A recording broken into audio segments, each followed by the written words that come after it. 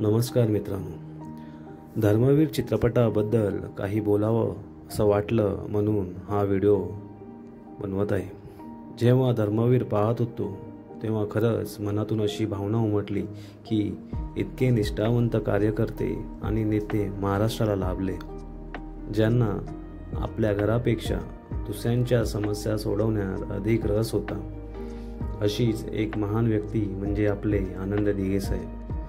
बाळासाहेबांच्या हिंदुत्व विचारधारेला पुढे नेण्याचं काम त्यांनी केलं आणि तो वारसा पुढेही नेला। आजच्या काळात असे नेते खरोखर दुर्मिळ झाले आहेत, जे आपलं कुटुंब किंवा स्वतःच्या फायद्याचा विचार न करता समाजासाठी निस्वार्थपणे कामं करतात। आनंद दिघे साहेबांचा साधेपणा, भोळेपणा आणि जनतेसाठी असलेला आपलेपणा हेच त्यांचं मोठं वैशिष्ट्य होतं।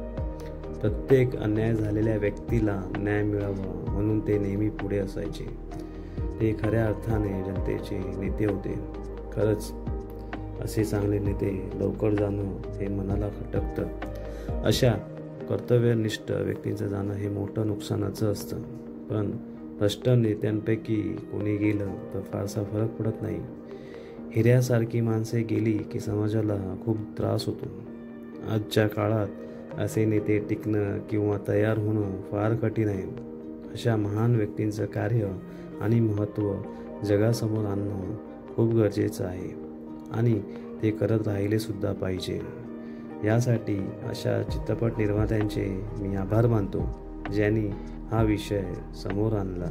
आणि मित्रांनो, अशा आपल्या आवडत्या लाडक्या नेत्यांचे चित्रपट थिएटरमध्ये जाऊन नक्कीच पहा। धन्यवाद। जय महाराष्ट्र।